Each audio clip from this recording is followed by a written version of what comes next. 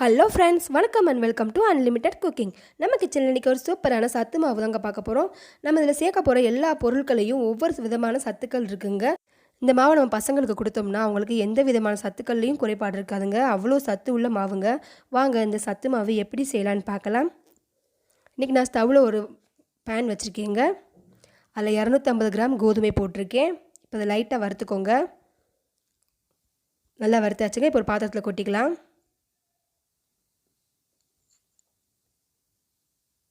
பாருங்கள், நல்லா பொரியுது பாருங்கள். இப்போ 250 கிராம் புழுங்கல் அரிசி போட்டுக்கோங்க. பாருங்கள், இதுவும் நல்லா புரிஞ்சிருச்சு. இப்போ அதையும் போட்டுக்கலாங்க.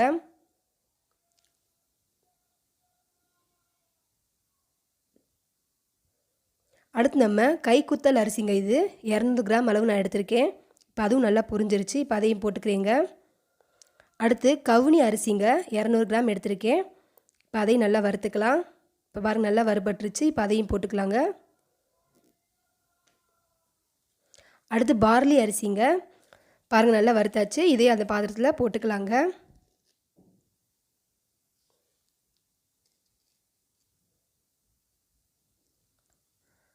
அடுத்து சாமை 200 கிராம் எடுத்திருக்கேங்க.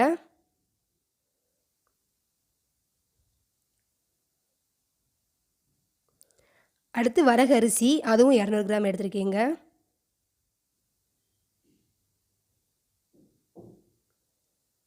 அடுத்து குதிரைவாளி, அதுவும் 200 கிராம் எடுத்திருக்கீங்க. இந்த சாமை, வரகரிசி, குதிரைவாளி மூணுமே ஒரே மாதிரி இருக்குங்க. அடுத்து திணை அரிசிங்க, அதுவும் 200 கிராம் எடுத்திருக்கேன்.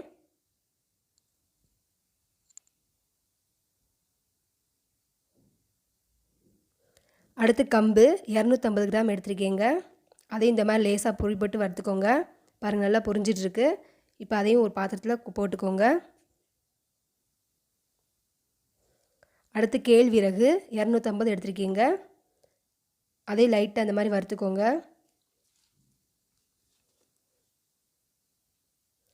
அடுத்து சோளம்ங்க, அது 200 கிராம் எடுத்திருக்கீங்க. பாருங்கள், நல்லா பொரிஞ்சிருச்சு. இப்போ அதையும் போட்டுக்கலாம். அடுத்து மக்காச்சோளம்ங்க, அதுவும் 200 கிராம் எடுத்திருக்கீங்க. அதுவும் நல்லா பொரிஞ்சிருச்சு. இப்போ அதையும் போட்டுக்கலாம். அடுத்து பொட்டுக்கடலைங்க, அதையும் லேசாக வறுத்துக்கோங்க. அதுவும் 200 கிராம் எடுத்திருக்கீங்க. அடுத்து சோயா பீன்ஸுங்க 200 கிராம் எடுத்திருக்கேன். அதையும் நல்லா வறுத்துக்கோங்க. பாருங்கள், நல்லா வறுத்தாச்சு. இப்போ அதையும் பாத்திரத்தில் போட்டுக்கலாங்க. அடுத்து உளுந்து எடுத்திருக்கீங்க, 200 கிராம் உளுந்து. இப்போ அதையும் நல்லா வறுத்தாச்சு. அதையும் போட்டுக்கலாங்க. அடுத்து பச்சை பயிறுங்க, அதுவும் 200 கிராம் எடுத்திருக்கேன். அதையும் நல்லா வறுத்துக்கோங்க.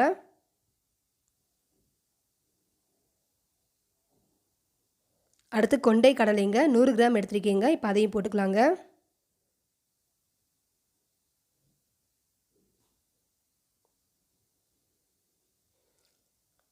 இப்போ நல்லா வறுபட்டுருச்சு. இப்போ அதையும் போட்டுக்கிறீங்க. அடுத்து கொள்ளு பயிருங்க 100 கிராம் எடுத்திருக்கேன். அதையும் நல்லா வறுத்துருக்கீங்க.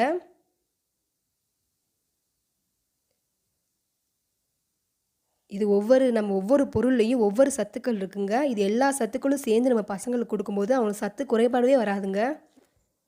அடுத்து கருப்பு ராஜ்மா 200 கிராம் எடுத்திருக்கீங்க. இப்போ அதையும் நல்லா வறுத்துருக்கேன்.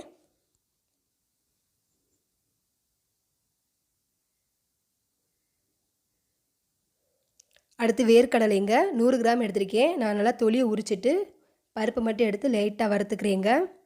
இப்போ நல்லா வறுபட்டுருச்சு. அதையும் போட்டுக்கலாம்.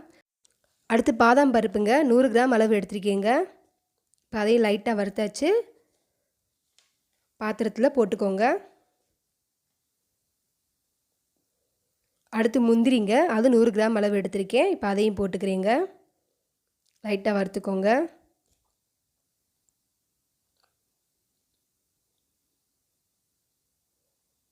இப்போ ஜவ்வரிசி 50 கிராம் எடுத்திருக்கீங்க. அதுவும் நல்லா பொரிஞ்சிருச்சு பாருங்கள். போட்டுக்கலாங்க பாத்திரத்தில்.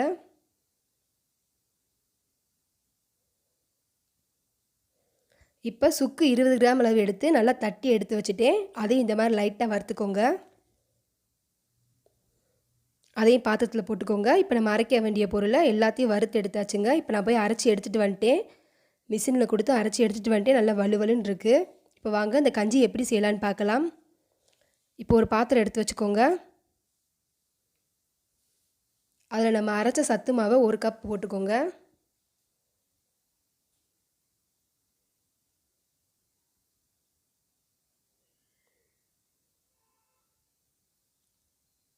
ஒரு கப் மாவுக்கு 2 கப் தண்ணி ஊற்றிக்கோங்க.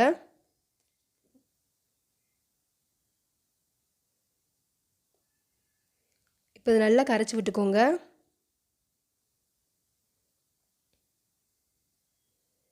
கெட்டி இல்லாமல் கரைச்சி விட்டுக்கோங்க. இப்போ பாருங்கள் நல்லா கலந்து வச்சாச்சு. கெட்டியே இல்லை, நல்லா வலுவலுன்னு கலந்து வச்சாச்சு. இப்போ நான் ஸ்டவ்வில் ஒரு பாத்திரம் வச்சுருக்கேங்க.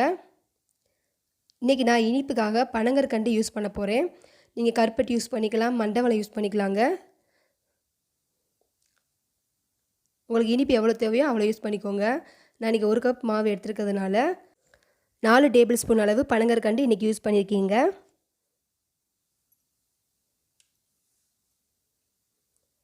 இப்போ அதில் 1 கப் அளவு தண்ணி ஊற்றிக்கோங்க. இப்போ கொஞ்சம் சிம்மில் வச்சு நல்லா கொதிக்க விடுங்க. ஏன்னா பனங்கற்கண்டில் கொஞ்சம் மண் இதெல்லாம் இருக்கும். அதை நம்ம வடிகட்டி எடுத்துக்கிறணும். அதை கொதிக்க விட்டுக்கோங்க. பாருங்கள் நல்லா கரைஞ்சி கொதிச்சிருச்சு. மேலால் பாருங்கள் எவ்வளோ தூசியாக இருக்குன்னு. இப்போ அதை வடிகட்டி தனியாக எடுத்து வச்சுக்கோங்க. இப்போ நான் எடுத்து வச்சிட்டிங்க தனியாக. இப்போ அந்த தண்ணியை அதே பாத்திரத்தில் ஊற்றிக்கோங்க. இப்போ நம்ம கரைச்சி எடுத்து வச்சுருக்க மாவையும் இதோட ஆட் பண்ண போகிறோம். இப்போ ஸ்டவ் நல்லா பற்ற வச்சுக்கோங்க. இப்போ நல்லா கொதிச்சிட்ருக்கு. இப்போ நான் கரைச்சி எடுத்து வச்சுருக்க மாவை இதில் ஊற்றி நல்லா கிண்ட போகிறீங்க. நம்ம ஊற்றும் போதே கிண்டிக்கிட்டே இருக்கணுங்க. ஒரு கையில் ஊற்றணும், ஒரு கையில் கிண்டணும், இல்லாட்டினா கட்டி சேர்ந்துடும்.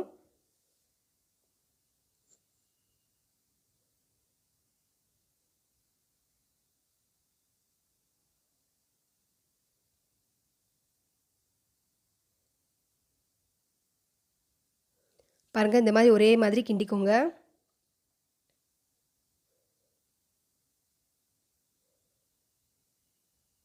இப்போ நல்லா கெட்டியாயிடுச்சு, கொதிச்சுக்கிட்டு இருக்கு பாருங்கள்.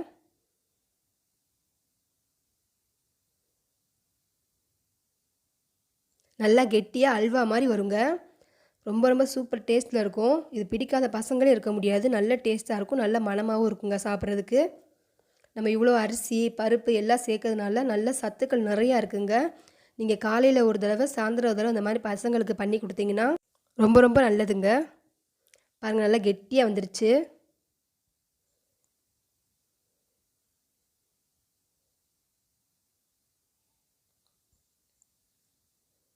அவ்வளோதாங்க, நல்லா கெட்டியாக வந்துடுச்சு. கொஞ்சம் ஆற விட்டிங்கன்னா நல்லா கெட்டியாயிரும். சூப்பரான உடம்புக்கு சத்துள்ள கஞ்சி ரெடி ஆயிடுச்சுங்க. இந்த மாவில் நான் என்னென்ன சேர்த்துருக்கேன்றதை டீட்டெயில்ஸாக நான் கீழே டிஸ்கிரிப்ஷன் பாக்ஸில் கொடுக்குறீங்க. நீங்கள் போய் செக் பண்ணி பார்த்துக்கோங்க. இதை நீங்கள் வீட்டில் ட்ரை பண்ணுங்கள், கண்டிப்பாக ட்ரை பண்ணுங்கள். உங்கள் பசங்க உடம்புக்கு ரொம்ப ரொம்ப நல்லதுங்க. இந்த வீடியோ பிடிச்சிருந்தால் லைக் பண்ணுங்கள், கமெண்ட் பண்ணுங்கள். மறக்காமல் நம்ம சேனலை சப்ஸ்கிரைப் பண்ணுங்கள். பக்கத்தில் இருக்க பெல் ஐக்கான் பட்டனை கிளிக் பண்ணிக்கோங்க. அப்போ தான் நான் போகிற வீடியோ உடனே அப்டேட் ஆகும். தேங்க்யூ.